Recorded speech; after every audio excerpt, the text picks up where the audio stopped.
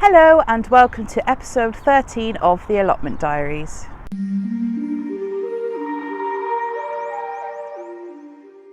So thank you for joining me for today's video. If you're old here, new here, welcome. If you're from the UK, I hope your gardens and allotments survived the beast from the east. Ours just about did.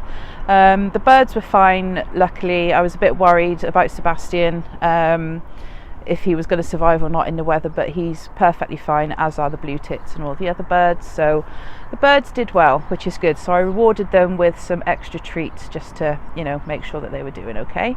So it's a beautiful spring-like afternoon. I've not been feeling particularly great the past week or so.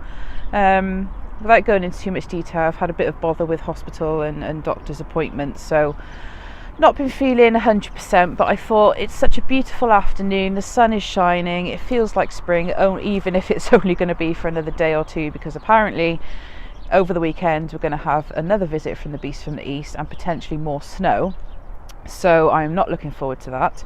I have a couple of odd jobs to do around the shed. I'm going to take out some old bits of vegetables that were in the raised bed that we weren't sure if it was ours or not, but it is. And I have a couple of questions actually for you guys on a few things, so do stay tuned for those. If you can offer any help and support, I would be eternally grateful. So yeah, let's go and have a little potter around, shall we?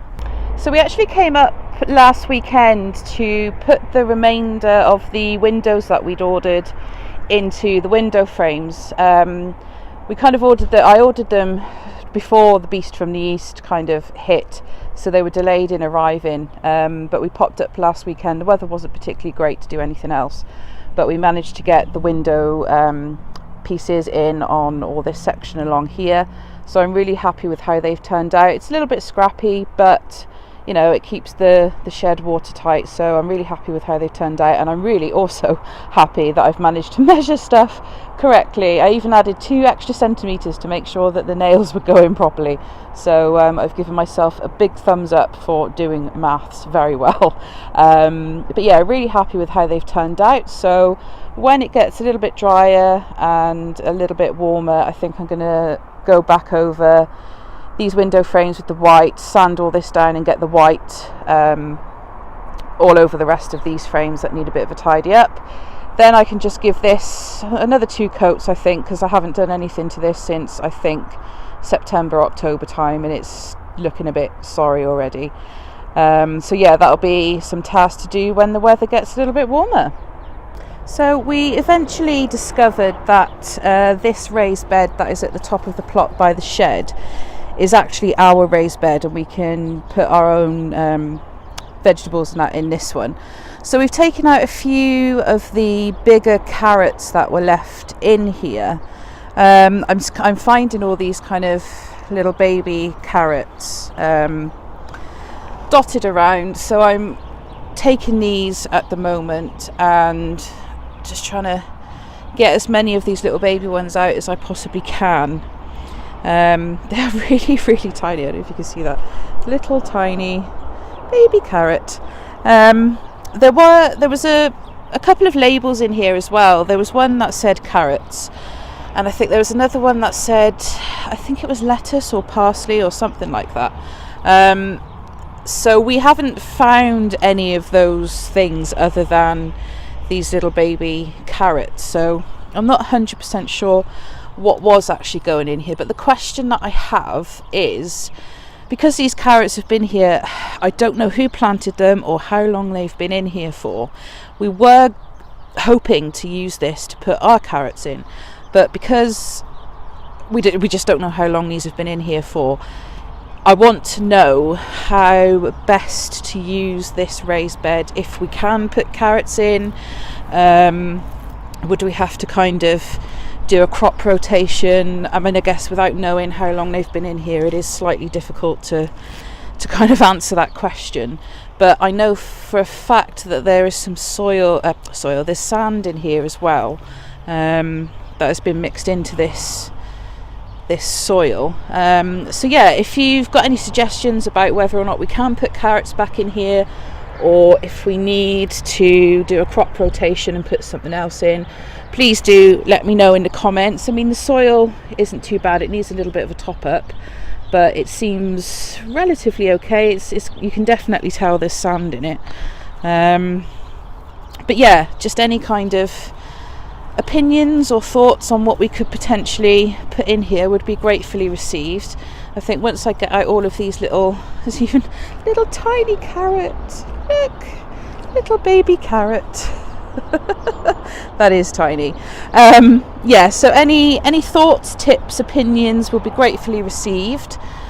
So I really want to get this sorted out as soon as possible so we can actually start planting some stuff in it. So I'm going to carry on getting rid of these little baby carrots for a little bit.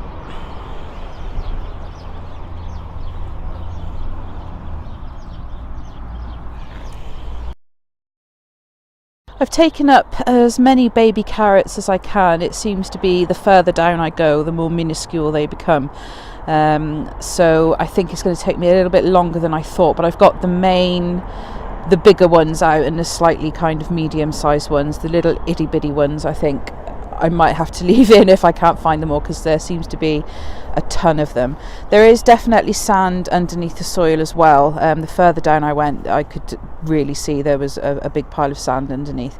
So I've tried to mix that around as best as possible, just to kind of give the soil a bit of an airing, because I don't think it's been touched for quite a while. But I think I'm going to have to return to the carrots another time, because I think it's going to take me a lot longer than I thought, and I've got a few other bits and pieces that I want to get on with, so I'm going to leave that for another day.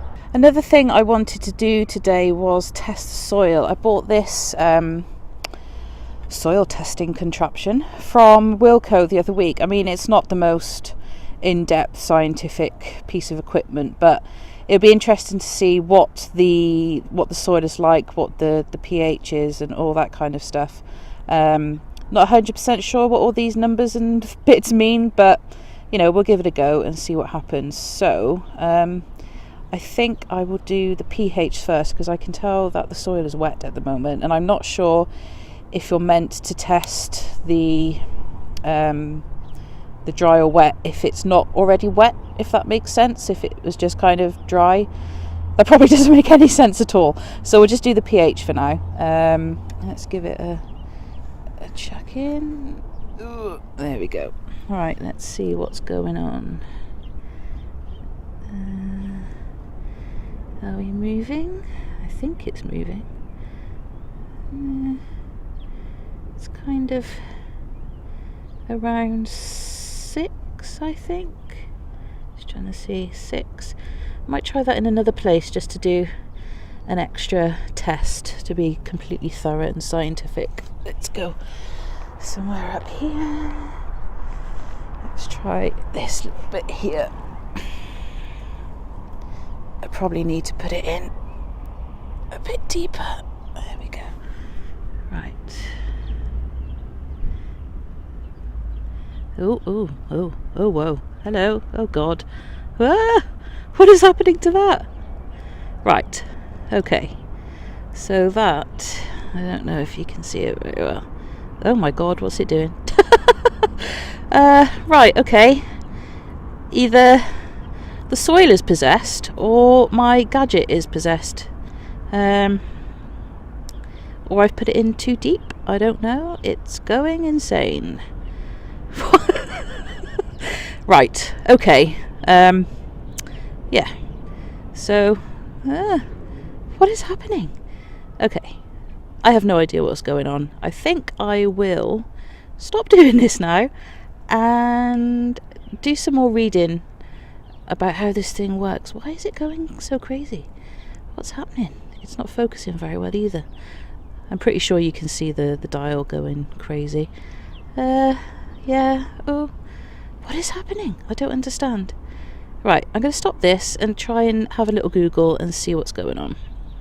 So I couldn't really find much out from Google, and I had a look on the Wilko website to see if there was any other information on how to use it, and it was really quite basic. So if anybody again has any suggestions or tips or pointers about what I've done wrong, if I've done something wrong, please do comment down below, because I think I did something wrong there. Either I put it in too deeply or not deeply enough. I don't know. I did something wrong, or like I said, the ground's possessed or the contraption's possessed, one of the two. But yeah, any suggestions, comments, please do put them down below. Another question I have for you as well is to do with the main section of the plot. Now, as you can see, we have been incredibly naughty and we have walked all over this soil, and it is pretty compacted, especially at the top here. We've made a path, or we've marked a path out, which goes all the way down here as a kind of main path through the middle of everything. We're going to put another path kind of where my shadow is, just to access this section and that section once we, work out what we're putting there. But my question is this: obviously, with the cold weather, the ground is probably not very warm. My concern is whether or not I should be digging this at this particular time. I mean, I know it's pretty warm today, and I'm sure the soil, the top parts of the soil are quite warm in the sun, but I don't know how deep that sunlight and warmth is going at the moment. And obviously, because we will now potentially have another bout of cold, frosty, potentially snowy weather, I don't want to start digging the soil and then it gets really cold and then that permeates down, and we've kind of ruined our chances of getting everything kind of started. So if you have any suggestions on how we can deal with the soil in terms of getting it back to a state where we can plant stuff, obviously please keep telling us to not walk on it. We need to really sort out, I think that what we're going to do in the next sort of week or so is really get these paths dug and either wood chip or gravel put in, so we have to walk on these paths and not on these bits of soil, because it's looking a bit of a sorry state. So if you can offer some suggestions or tips on how we can deal with the soil at the moment, that would be really, really good, because I'm really conscious of the fact that we're nearly getting to the middle of March. I want to get the potatoes out as quickly as possible. I've got other veg as well that I'm ordering that I want to get in, so we've got something to start harvesting in the next couple of months. And obviously this top section as well, I mean, the raised beds aren't too much of an issue because we'll be getting soil and compost and bits and pieces on the weekend to put in these, so these could be ready to go within the next week or so. It's just all this other bit as well. There's going to be paths around these raised beds, so that isn't really an issue.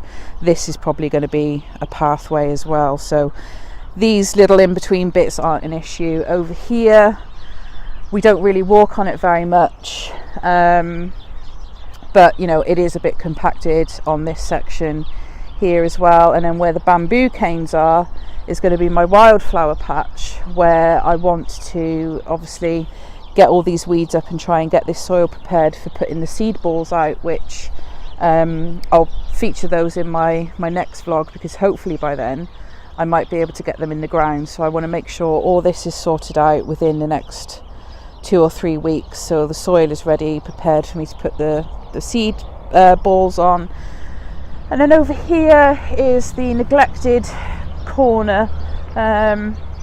Again, we don't walk on this, so it's not too much of an issue at the moment, but obviously we need to start digging this to get rid of all the weeds and bits and pieces, because I want to put some blackberries along there and along this bit. So this can probably be, well, maybe not left, but again, see, everything is kind of creeping up on us now, and I think with the weather it's delayed us considerably in doing literal groundwork, and I'm starting to kind of panic about whether we're going to be delayed in planting everything and obviously harvesting stuff for the middle and towards the end of the year. So again, if you have any suggestions or tips on how we can tackle everything in between the horrendous weather that we're having, which is kind of blighting our efforts a bit, then please do as I said before, leave comments down below. And oh, sorry, I don't know if you can see this. I probably can if I go, yeah, I can't go any further, but there are 2 long-tailed tits on the purple nut feeder over there. This is probably incredibly blurry. I thought they disappeared, but they haven't, which is good because I thought they may have suffered in the cold weather, but they seem to be okay. So that's good. Sorry to digress slightly. If we come back to what we're doing, oh, have they gone? Yeah, here we go. So yeah, sorry to digress. So yeah, if you've got any questions, any kind of tips or anything, please do pop them down below, because we need all the help we can get at the moment. And you know, I really want to start getting the soil sorted and ready for us to plant. So I am now going to try and see if I can film those birds a little bit better. I've actually stopped for a bit now. I think doing stuff in the shed today when it's such a beautiful sunny afternoon is kind of a waste really. So I've given up on the bits and pieces that I was going to do in the shed. It was only tidying up and taking the warped shelf off of the wall, but that can be done another day. You know, I don't know when it's going to be sunny again, so I'm going to chill out for a bit, watch the birds some more. I've got some great footage of the long-tailed tits. They came back and I managed to get everything in position ready for them when they came back, so I've got some really good footage, so I'm going to pop that at the end of the video. But for now, I'm going to chill out with my little feathered friends, and I will see you on the weekend. Well, the beast from the east beat us again. Unfortunately, yesterday we weren't able to come up. The snow Saturday night into Sunday was just really, really heavy. I mean, it wasn't as bad as the beginning of the month. We didn't have like a foot of snow, but we had a good 15-20 centimetres, so the buses just weren't able to come up, and it was just a bit too horrible to come up and do what we needed to do really. So we've had to postpone our compost and topsoil trip until further on in this week. It's Monday today, and we were going to do a few other bits and pieces on the weekend, but obviously because of the weather we weren't able to do it. So yeah, everything has been thrown out of sync again with the beast from the east and the weather. I mean, there's still some snow at the plot today. It's not a massive amount, but it's, you know, it's still there. I can't do anything to the ground. It would be foolish to do that. So I've just given the birds some food. I've checked on Sebastian and all his friends, and they all seem to be doing fine if they're a little bit chilly. The wind chill is still really, really quite cold, really. So I'm not going to be staying up here very long. I just wanted to come up, check on the birds, and kind of end the vlog from last week, because I didn't want to kind of just cut it off or then start again, you know, next week, and it's all kind of out of sync. So yeah, next weekend we will be doing a big clear out of the shed and bits and pieces around the plot, because we've got someone coming to pick stuff up and take it to the tip. So we'll be doing that, and hopefully next week we'll be able to get the compost and topsoil and the other bits and pieces that we were meant to get this weekend, so we can make a start on putting stuff in the raised beds and getting the ground hopefully at some point soon ready for planting and sowing. But yeah, I'm having to work with nature, as you all are if you have your gardens and allotments, and I think as a mindful exercise it's good to be reminded that you have to work with nature and not against her, as the wind is now telling me. So I'm going to leave it here for today. As always, thank you very much for joining me. If you do like these videos, then please do give them a thumbs up and subscribe. It really does mean a lot to both of us. Hopefully next week I will be back with some more exciting content for you. So until then, I'll see you later. Bye.